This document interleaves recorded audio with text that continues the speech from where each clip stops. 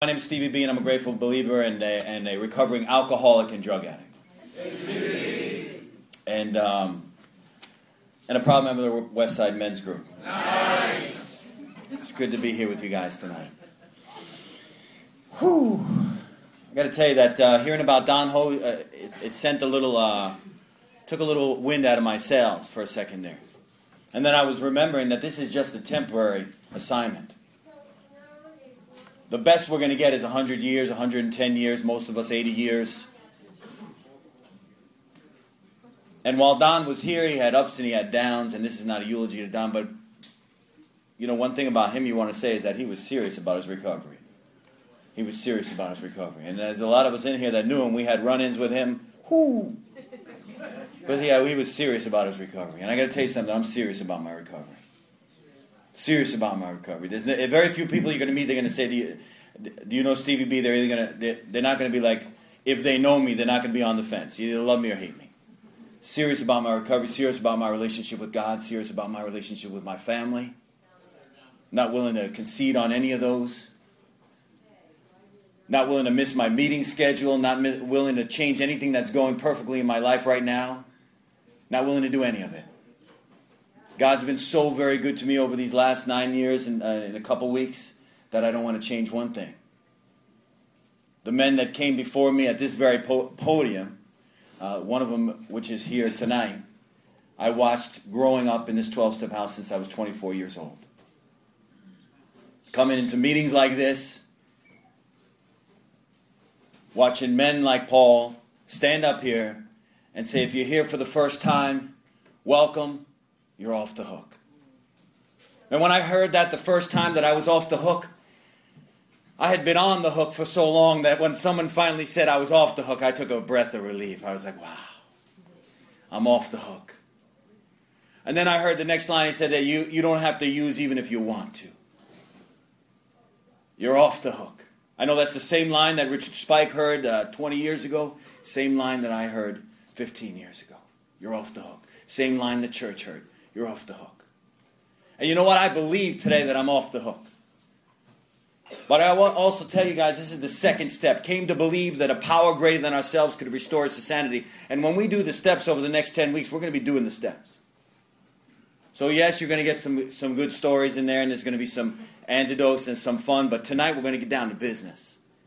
Because this is Don Ho's last day whenever he passed. And if this is your last day, on December 15th, 2010, is that today's date, the 15th? 14.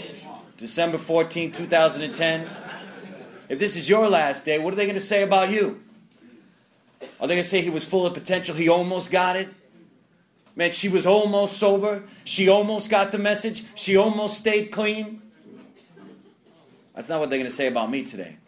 They say I lived my sobriety like I lived my using. Out to the wall. I didn't leave anything on the table. I don't miss any meetings. I don't miss any events. I don't miss any free food. I show up at all anniversary parties if I'm not working because I want the whole kit and caboodle. Because when I came in, I didn't come to believe. I came in just to be off the hook. Now, if you would have told me that some years later, that the farthest thing from my mind would be taking a drink or drug, I would have thought, you're crazy. All I want to do is just be off the hook for tonight. I just want to take a breath. I just want to take a break. I want to figure out where I'm going to get some more. I don't want to figure out how I'm going to have another drink. I just want to be off the hook for one night.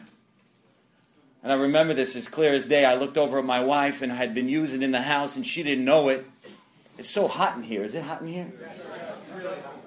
You know, one thing about the 12-step house, last time I did the steps, it was August. It was the same exact temperature as is this room now. And now it's 20 degrees outside. It's the same exact temperature. And so it's like a separate entity. It's like its own island, the 12-step house. It's always 100 degrees in here, no matter what it is. It doesn't matter August or December. It's exactly the same. I looked over at my wife, and I had been using it in the house during the night. Someone said to me last week, and I do appreciate this, and I'm not throwing anything disparaging out. Someone said to me that I spoke too much about drugs, that it sounded like a Narcotics Anonymous meeting. But I want to tell you something. And I appreciate the feedback, but I want to tell you something. I'm a proud member of Alcoholics Anonymous. Alcoholics Anonymous has changed my life. I believe in every single principle that we have in Alcoholics Anonymous, and I believe in the entire 164 pages of the big book of Alcoholics Anonymous, and I let that lead my life. I also believe in all the principles of Alcoholics Anonymous. But for me to pretend that only thing that I did was drinking is just not true. I also believe in singleness of purpose. But during the next 11 weeks, there's going to be stuff that's going to leak out that's going to sound like other than alcohol type of behavior. There's no way else to get around it. I can't be talking about drinking and drinking and drinking and shooting drinking and all. It just doesn't make any sense. It just doesn't make any sense. It sounds foolishness. And I'm not here to sound foolish. I'm going to tell you exactly how it was, what it was like, and how it is now. I'm sorry if that offends some people, but that's just the way it is. So I'm using super alcohol in my house, and I can't get to sleep, and I haven't eaten for 3 weeks, and I'm like whittled down to the bone, and my cheekbones are sticking out of the top of your face, and my eyes are sunk back in my head. And let me just tell you a little antidote. It has nothing to do with this step. Is that don't ever trust anybody on how you look to give you feedback. Because when that was happening to me, my eyes were sunk in the back of my head, my face was whittled down, I had cheekbones sticking out like antennas. People are like, man, you look great. They thought I looked great because I lost 100 pounds. I didn't look great, and I didn't feel great, and I was dying from the inside, and I was decaying from the inside, and I couldn't eat. I had to make myself eat. It was awful. I looked over at my beautiful wife, and I thought to myself, if I ever could sleep next to her for the whole night and wake up with her in the same bed, I will have achieved everything that I ever wanted out of life. Because the moment that beautiful woman would lay her head down on the pillow, it was on. And I would lay there and my hands would be shaking, my body would be shaking, and I'd be saying, come on, let's get to sleep, let's get to sleep, let's get to sleep. And my body said, oh no, it's party time. We're going to get it on. And I didn't want to. I didn't want to stay up all night, and I didn't want to do the things that I did in the very house that we had bought together, that we got married together, that my parents had helped me with, my grandfather helped me. I didn't want to do that, but I was a slave to what I was doing. I was not off the hook. I was totally on the hook. The disease of alcohol has had me, hook me in the mouth, line and sinker, and it would lead me where I wanted to go. Someone in our home group said I was its bee. I can't say that, but I'm just saying it led me with a hook in my mouth. It said, you'll wake up at this time, you'll go to bed at this time, you'll eat at this time, you'll go to work at this time, and I was a slave to alcohol. So the only thing I wanted that night when I looked over my wife is if I could just lay my head down on the pillow and wake up in the morning next to her at the same time, man, I would have had it all. And let me tell you something, brothers and sisters, I would have settled for that. I would have settled for just that. If you would have said to me, well, what do you want, Steve, in your wildest dreams? 9 years from now, you'll be inside the 12-step house. There'll be 200 people here. You'll have one of your mentors sitting there, one of your best friends sitting there, and your parents sitting there. You'll be sober almost 9 years. Your wife will be dancing at a church in the nearby area, praying for you that you're going to do a great job. I would have said, no, man, I don't want any of that. I just want to wake up next to her like 8 hours from now and not have destroyed my life from the inside out. I'll take that. God had a different plan. And I didn't even believe in him at the time. That's what I want to tell you about. The second step, the principle behind it is hope. Hope is the principle behind the second step. Came to believe that a power greater than ourselves could restore us to sanity. The principle behind that step is hope. And I want to tell you that I believe the step is hope. But I want to tell you behind that hope is a thing called evidence. Is a thing called proof. Because alcoholics only do so well with hope. That's like a short little sprint for us, hope. We're okay with the idea of hope, but you better back it up with some facts. You see, you tell 250 alcoholics that there's food at a party and then there's not, you better hope you better get some. You see, we hope it's going to be there, but if it's not, you better back it up with some fact. So the principle behind the second step is hope. But what God knew that I needed, and I see a lot of you also needed, he knew I needed some facts. I needed some evidence. I needed to have some evidence that it was real. See, coming to believe that a power greater than myself could restore me to sanity could only keep me coming back so long. I needed to have some facts, some evidence. And that's what the second step for me is all about. I know other people that I see some, people in here that I have a lot of respect for their sobriety. I know they came in and then they came to believe and life has just been unbelievable for them. That's not my case. When I came in when I was 25 years old, life got really, really good, really, really fast. And I got back a lot of stuff, or I even got stuff for the first time, and that wasn't enough for me. That wasn't enough for me. Because if the only thing that you come into Alcoholics Anonymous for is to get stuff back or get stuff from the first time, mark my words, pay attention to this one statement. It won't be enough, and you will go out again.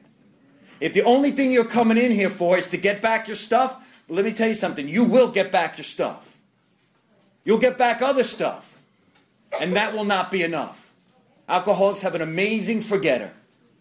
We could be trying for a job. We could be trying for a job for months at a time. We get that job. The boss calls us and says, you get this job. Earl, come on in. I'm going to give you this job. You feel good? How much you willing to pay me? They're like, I'm going to start you off at $12 an hour. I would love to start off at $12 an hour. That's fantastic. $12 an hour, alcoholic be on the job for a couple of weeks, $12 an hour. We'll start thinking, man, I'm not getting paid enough, am I? Man, I'm worth a lot more than $12 an hour. Start thinking to myself, what am I even doing here at $12 an hour? Man, a guy like me for $12 an hour. A couple days later, you'd be it's talking about the boss. Now, I understand a couple months before, you were asking the job, you get the job, and then a couple weeks later, you're walking in, the boss is walking in, good morning, and you're like, good morning, but underneath your breath, it's like $12 an hour.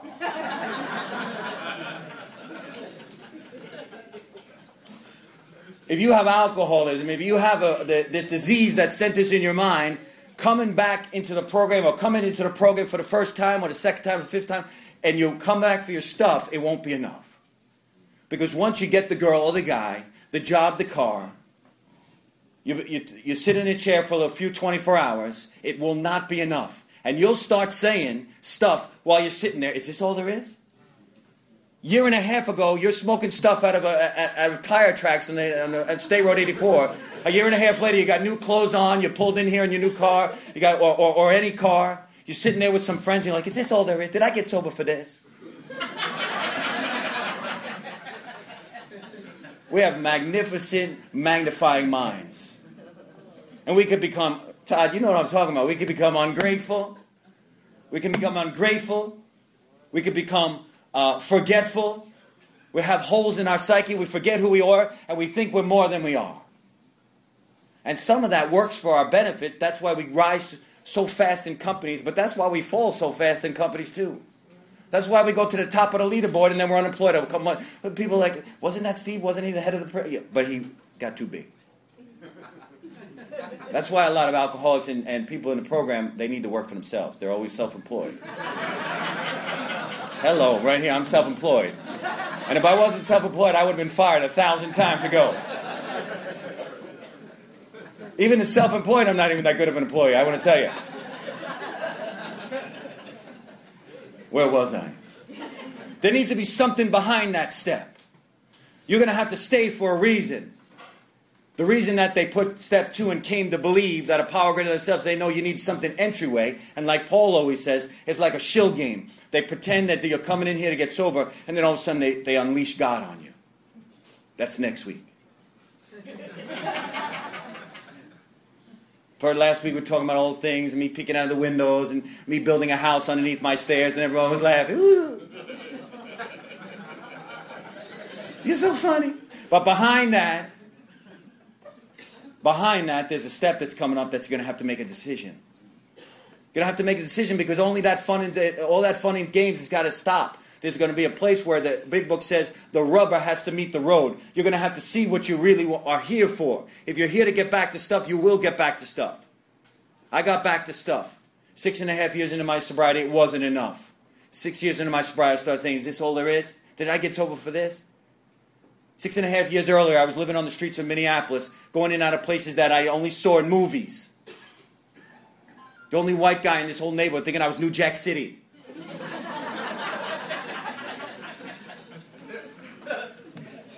Six and a half years later, I'm like, this is what I sobered up for like this.